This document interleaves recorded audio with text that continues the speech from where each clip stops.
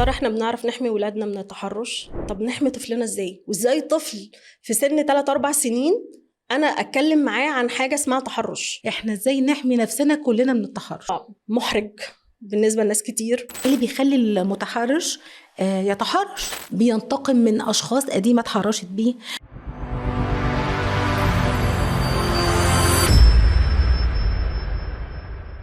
السلام عليكم ورحمة الله وبركاته أعزائي متابعين بودكاست أصداء كدبة. أصداء كدبة النهاردة بتواجهنا احنا بنعرف نحمي ولادنا كويس قوي. أنا بعرف أحمي ابني من أي حاجة يتعرض لها، ولو حد جه جنب ابني أو ابني يتعرض لضرب أو لإهانة أنا أكله بسناني. ودي أصداء كدبة احنا بنقابلها. يا ترى احنا بنعرف نحمي ولادنا من التحرش؟ كلنا شفنا الفترة اللي فاتت تمثيلية اللام الشمسية، هي كانت زي جرس إنذار لينا كلنا إن فعلا في أطفال بتتعرض للتحرش، والحالة النفسية اللي بيوصلها الطفل واللي بيوصلها الأهل واللي بيوصلها كل اللي حواليه. يمكن كانت جرس إنذار لينا إن احنا نقعد نفوكس شوية على الموضوع. يا ترى نعمل إيه؟ أحمي ابني إزاي؟ أكتر جملة لفتت انتباهي جملة انتي لازم تعرفي ابنك ما بين اللمسة البريئة واللمسة اللي مش بريئة. أنا فعليا معرفش يعني إيه اللمسة البريئة أو الغير بريئة، أوضحها إزاي لطفل، أعبر عنها إزاي، أفهمه المفهوم ده إزاي. موضوع كبير قوي قوي ومحتاج مننا حلقات كتيرة، وخد مني كده إن أنا لازم أركز شوية. كل أب وكل أم اتفرجوا على التمثيلية دي كانوا مرعوبين، كلهم كانوا خايفين. طب نحمي طفلنا إزاي؟ وإزاي طفل في سن 3-4 سنين أنا أتكلم معاه عن حاجة اسمها تحرش، أو أعرفه عن حاجة ممكن تكون أوسع من مداركه، أو أنا من كتر ما أنا بشرح له بطريقة غلط فوديه لسكة تانية.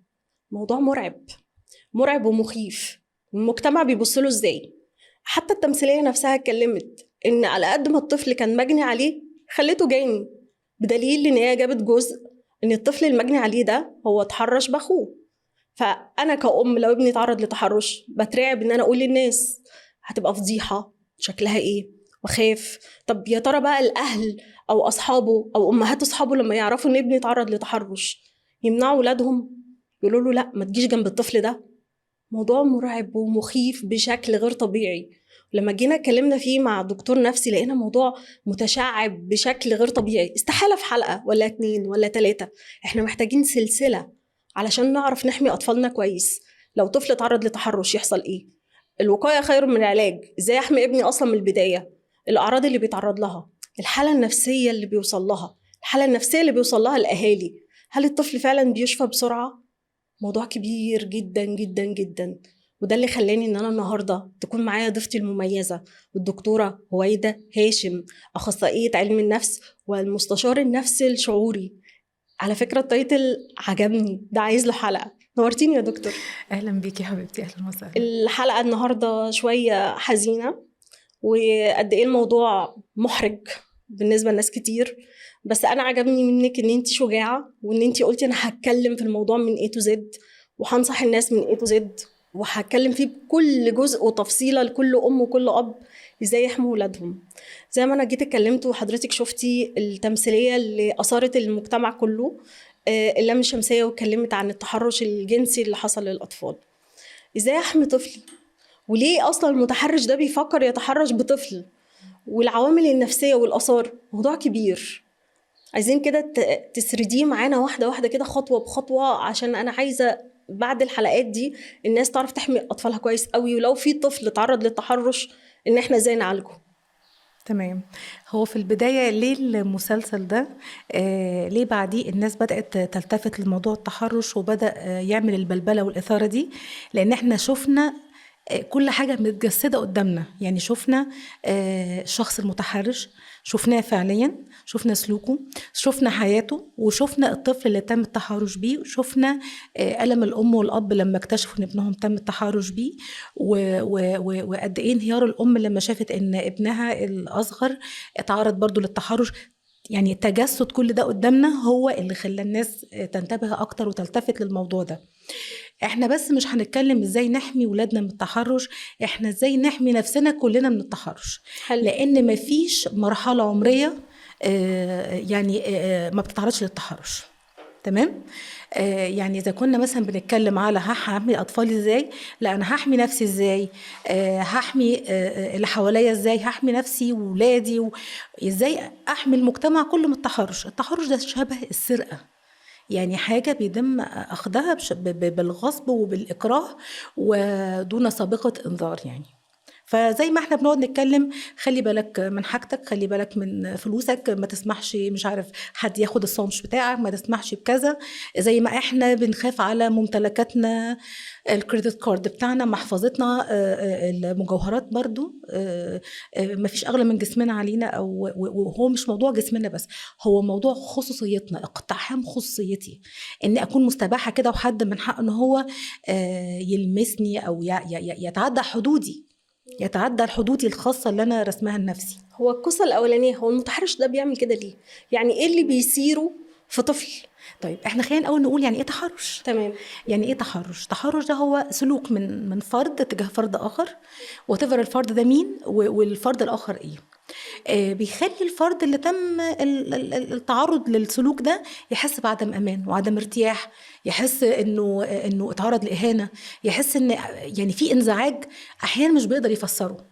يعني انا كان عندي كلاينت وكانت بتتكلم على، يعني كنا بنشتغل على تجربه تحرش في طفولتها، قعدت شهور، يعني قعدت يمكن سنوات التجربه دي، فعلاجها برضو خد وقت يعني. فكانت تقول لي عن حد من قرايبها وهي صغيره، انه لما بيقرب من يعني بيحضنها يعني العلاقة في الحميمية تلامس، يعني لا يعني ما تعداش حدود معينه، الحمد لله انها كانت امنه في الحته دي. ولكن كانت بتحس بلطف كتير قوي، بس في حاجه مزعجه جدا هي مش قادره تفهمها في طفولتها، علشان كده هي ما عرفتش تمنع او تصد الشخص ده، لانها مش يعني في حاجه يعني مش مريحه بتحصل، في حاجه دي مزعجه. بقى الجزئيه، اللمسه البريئه واللمسه الغير بريئه.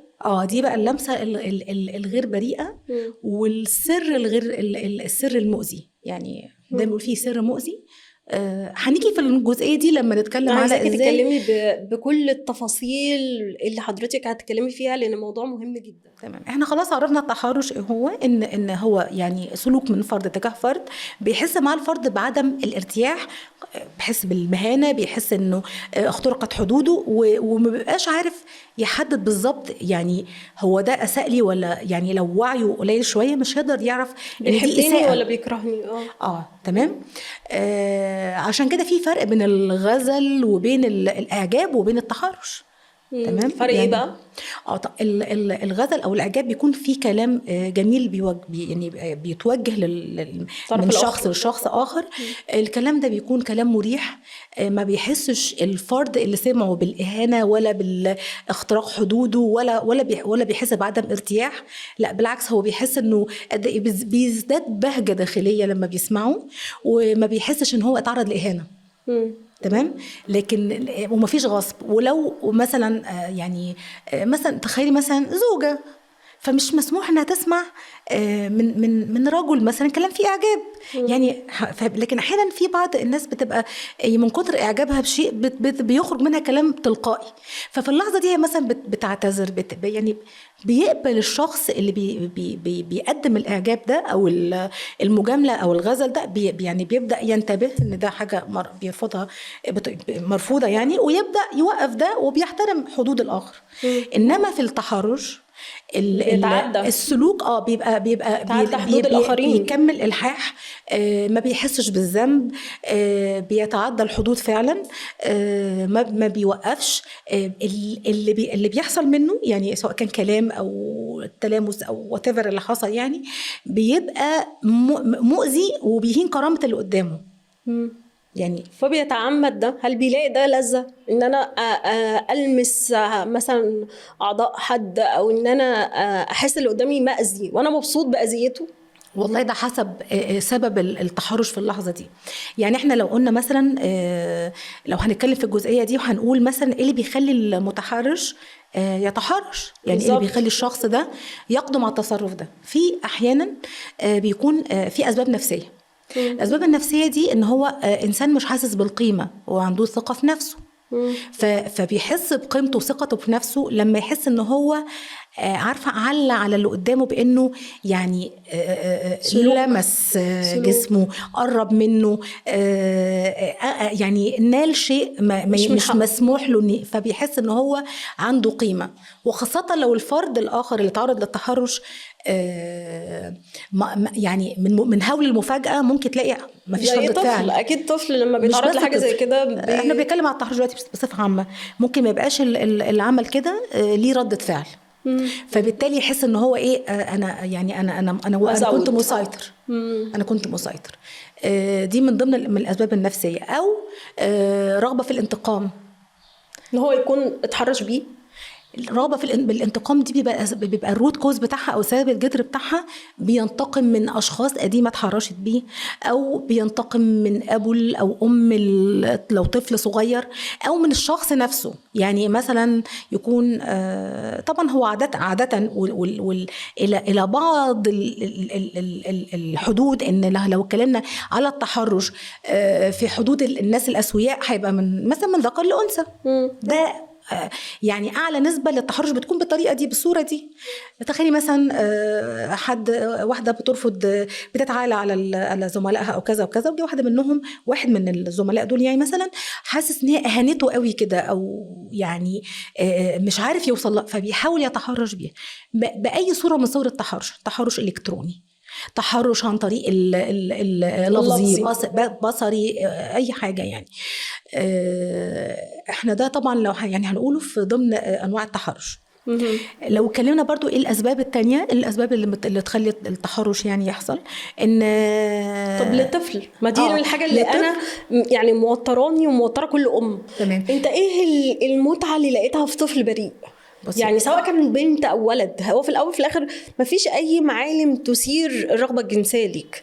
ايه اللي خلاك ان انت عايز تتحرش؟ الرغبه الجنسيه ممكن تستثار في خلينا يعني نتكلم كلام علمي. الرغبه الجنسيه دي من ضمن الشهوات الفطريه ربنا حطها في الانسان علشان تستمر الحياه.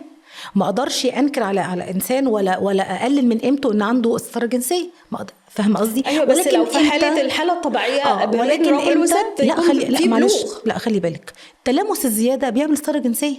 علشان كده احنا لازم لما حتى يكون اطفالها يتنام جنب بعضها لازم ده يتغطى بكفر، يعني ده غطا وده غطا. يعني لو اضطريتي تجمعي اطفال ويناموا كل واحد ليه غطا لوحده، سواء حتى لو كانوا من نفس النوع او يعني كان زمان يعني اكثر صحه نفسيه واكثر صحه جسديه. الامهات وحتى لغايه دلوقتي كلنا بنفصل البنت عن الولد. لما كنا بننيمهم كلهم مع بعض ما في حد كبير نايم معاهم، احنا متابعينهم سامعين سامعينهم، احنا رايحين جايين عليهم بيناموا في نفس مواعيد نومنا. لكن دلوقتي ده غير دلوقتي ان هم كمان بيشوفوا حاجات على الانترنت.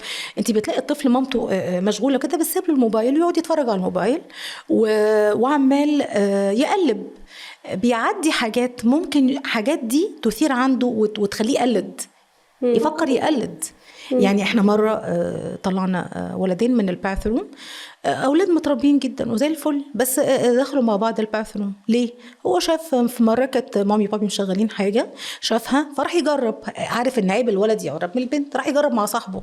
يا خبر ابيض. تمام. ليه؟ لان احنا برضو لما تناولنا الموضوع تناولناه باسلوب تربوي جدا جدا جدا، عشان احنا يعني نار بنحاول نطفيها مش نزودها.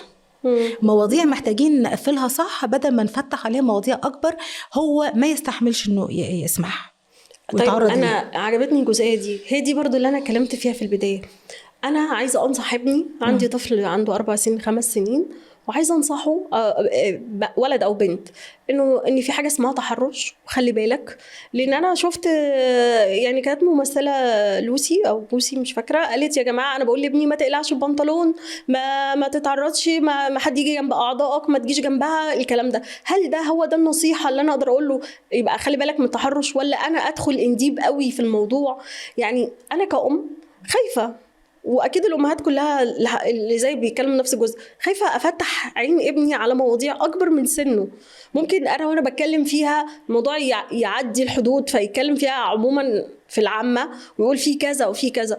الموضوع ده احنا ما عندناش الثقافه ازاي اوصل المعلومه دي، او ازاي احمي ابني من قصه ان في حاجه اسمها علاقه جنسيه، وفي حاجه اسمها تحرش جنسي، وخلي بالك من نفسك، وازاي تحمي نفسك لو انا مش معاك او والدك مش معاك او حد فينا مش معاك، وازاي كمان لو حد قريب.